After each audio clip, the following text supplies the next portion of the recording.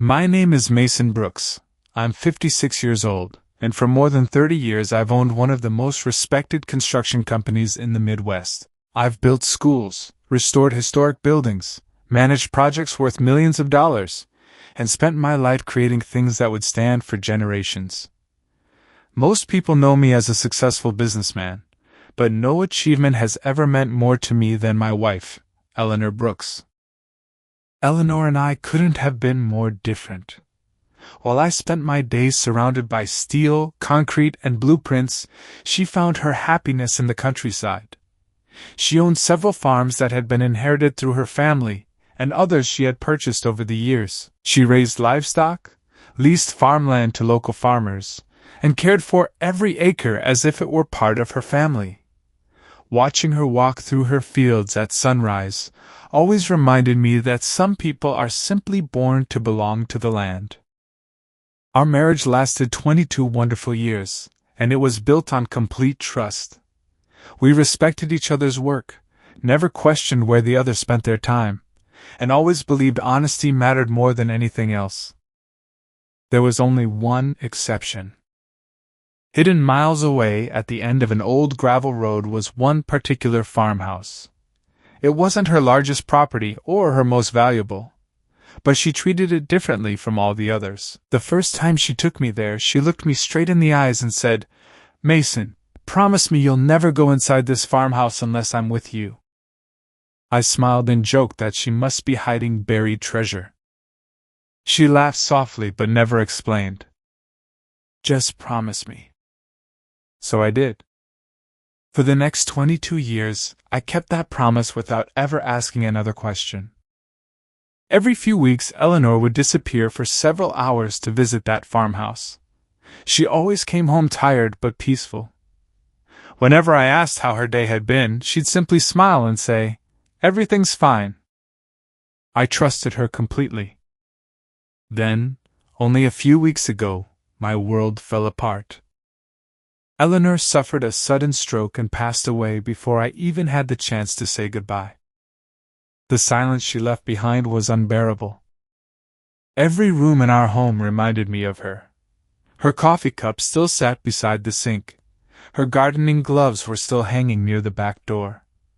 I caught myself expecting to hear her footsteps every morning, only to remember she was gone. Because we never had children and she had no surviving family, everything she owned became mine.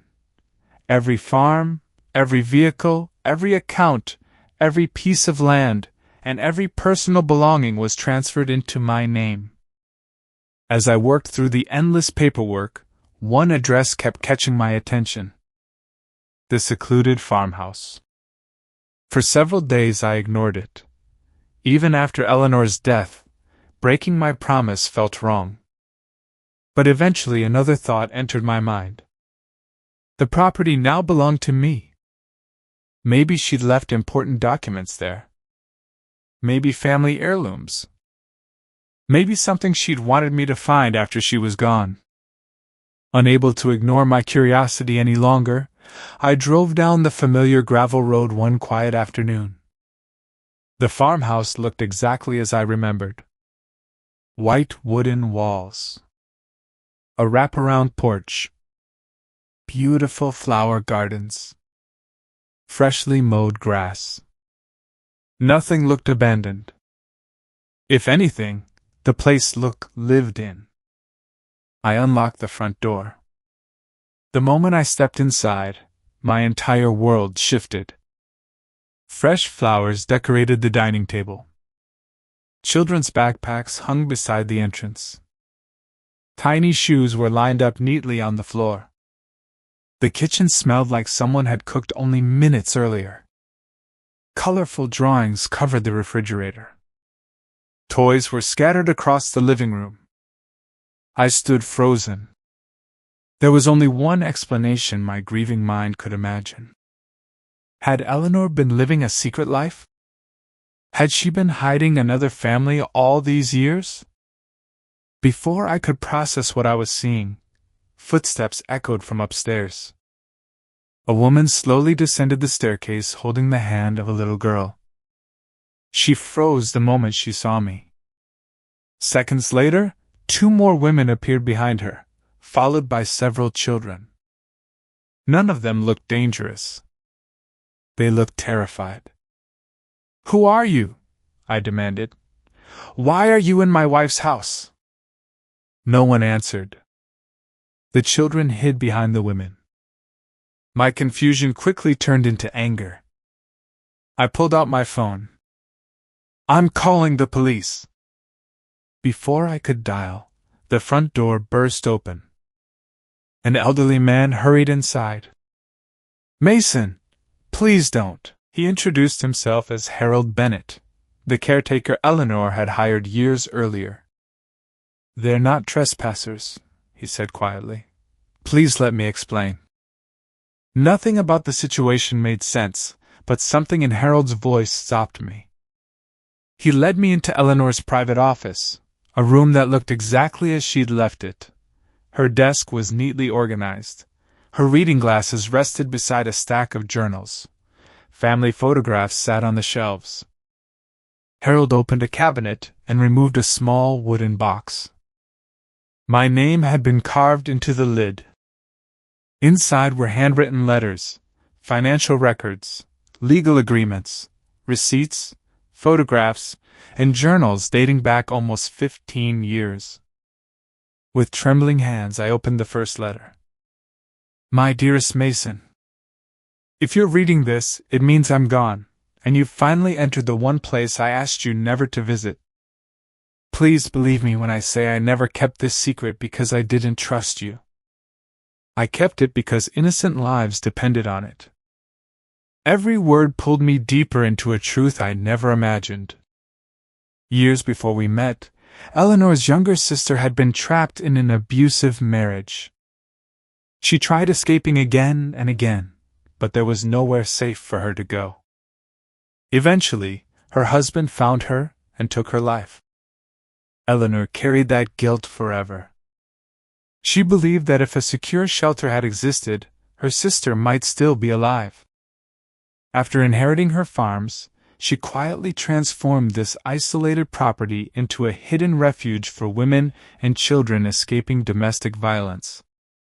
She partnered with lawyers, counselors, charities, doctors, and trusted law enforcement officers. Very few people knew the location. The fewer who knew, the safer every family remained. Harold introduced me to each woman staying there. One mother had escaped with nothing except the clothes her children were wearing. Another arrived in the middle of the night after years of abuse. A young boy hadn't spoken for weeks because he was terrified someone would hear him. As I listened to their stories, I looked around the farmhouse again. Everything suddenly looked different. The toys scattered across the floor weren't evidence of betrayal. They were signs that children finally felt safe enough to laugh. The backpacks meant they were finally going to school. The family photographs weren't relatives. They were survivors rebuilding their lives. Harold showed me Eleanor's financial records. She personally paid for groceries, clothing, school supplies, medical care, counseling, legal assistance, transportation, and anything else the families needed. She never asked for recognition. Most of the women didn't even know she owned the property. To them, she was simply Mrs. E.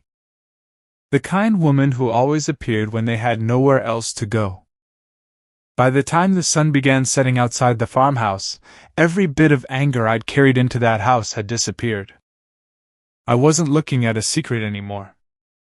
I was looking at the greatest thing Eleanor had ever built. At the bottom of the wooden box was one final letter. Mason. If you've reached this page, then you know the truth. I'm sorry I couldn't tell you while I was alive, but protecting these families had to come first. Now I have one last favor to ask. Please don't sell the farmhouse. Protect it. Protect them. Let this place continue saving lives long after I'm gone. I love you. Forever. I folded the letter, wiped away my tears, and looked around the farmhouse one last time. Then I made my decision. I never sold the property. Instead, I invested part of my construction company's profits into expanding it. We added more bedrooms, strengthened security, partnered with more charities, counselors, and legal organizations, and gave even more families the chance to begin again. Today, hundreds of women and children have found safety because Eleanor chose compassion over recognition. People still know me as a construction company owner.